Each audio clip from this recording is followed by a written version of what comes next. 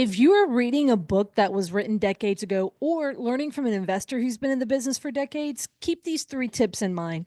If you've been here for more than a minute, you understand and may know that I've got gray haired mentors who've been in the business for decades and have done a ton of business. But I also love to read books that were written in the 40s, the 50s, 60s, 70s, 80s, 90s, you name it.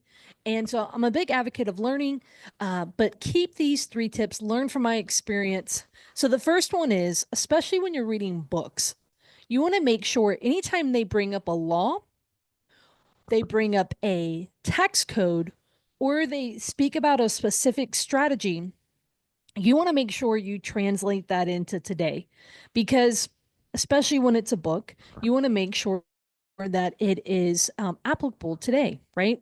Laws change, taxes changes, and even investing strategies have to change to correlate to laws and things like that.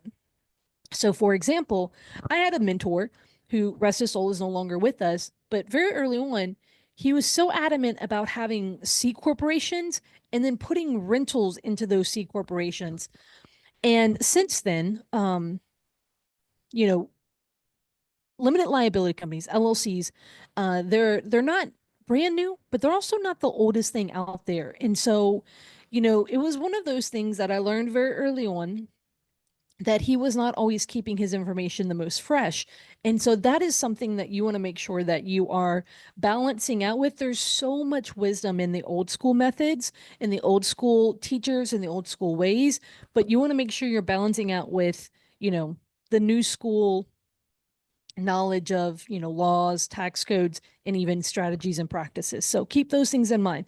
So you want to balance it out. You also want to make sure it applies to your state, right? It applies to what you are doing. So this is why you should have a good relationship with your CPA, a good relationship with your attorney in the area you're doing business. So that's my first tip. The second tip is, this one's kind of interesting to kind of say, but at the same time, let me tell you a story. This will probably be the easiest way to tell you. One time I had my friend, my mentor, who said, from the stage, she was like, most people only need, let's just say, 10 free and clear properties, and that would more than change their life.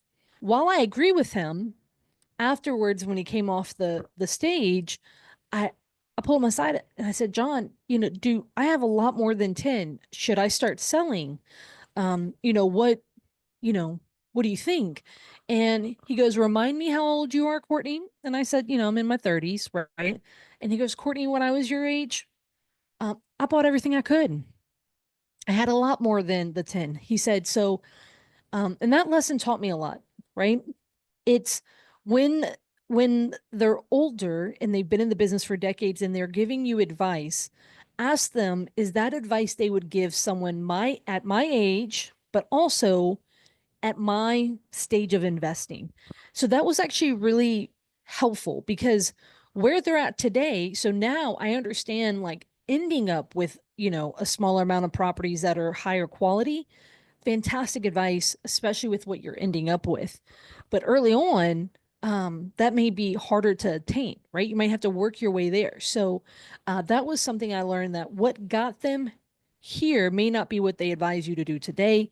And the question becomes, is it because they don't recommend that what got them there you should do? Or are they just speaking to where they're at in life and what they currently prioritize and care for?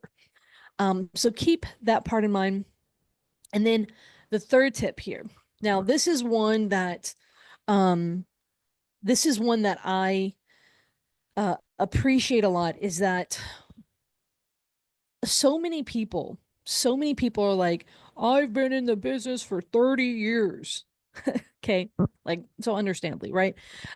Maybe like real estate agents, right? I hear this a lot in the real estate world. Well, I've been an agent for 30 years. So, listen to me now, young buck. I'm not a real estate agent, but I've been on the receiving end of that still. Um, just because they've been in the business for a long time does not mean that you should automatically put them on a pedestal as a mentor and learn from them. Do I believe you can learn from just about everyone? Yes. Um, but one of the things I look for is three things from a mentor who's been in the business a long time. Have they been active through multiple cycles, right? So the ups and downs of markets. And did they survive through it, right? The second thing is, it's to a degree, have they done volume? Meaning, you know, have they bought 5 houses in 50 years? That's a little bit different than, have they bought 5 houses a year for those 50 years versus, 15, 25 houses a year for those 50 years, right? So, like, the question really becomes, you know, how much activity did they have throughout all those years? That's important. And then lastly, it's, would you want to trade places with them, both in business and life, right? And so you want to look as much as the content of their character as well as what they have achieved. And so just because someone's been in the business a long time does not automatically make them the type of person you want to learn from. And keep in mind that in the same way, when someone's a young gun, like they've only been in the business for, a small period amount of time, in the same way that volume isn't the only teacher, it's the same way that the length of time you've been in the business isn't the only teacher. I'm looking for someone that has both, right? Who've done, and volume can look, it can vary, right? I don't need someone who's bought 1,000 houses a year, right? But those two things coupled together, that's what I'm looking for. Plus, I want to say, would I want to trade places with them? I mean, they're at the end of, toward the end of their race, right? And do I respect what they've built? Do I respect who they've become? And so all of those things. So if you're learning, whether it's from a mentor who's been in the business for decades, or you're reading books from, a long time ago, hold those things true. And that's been my experience. I'm curious what yours has been.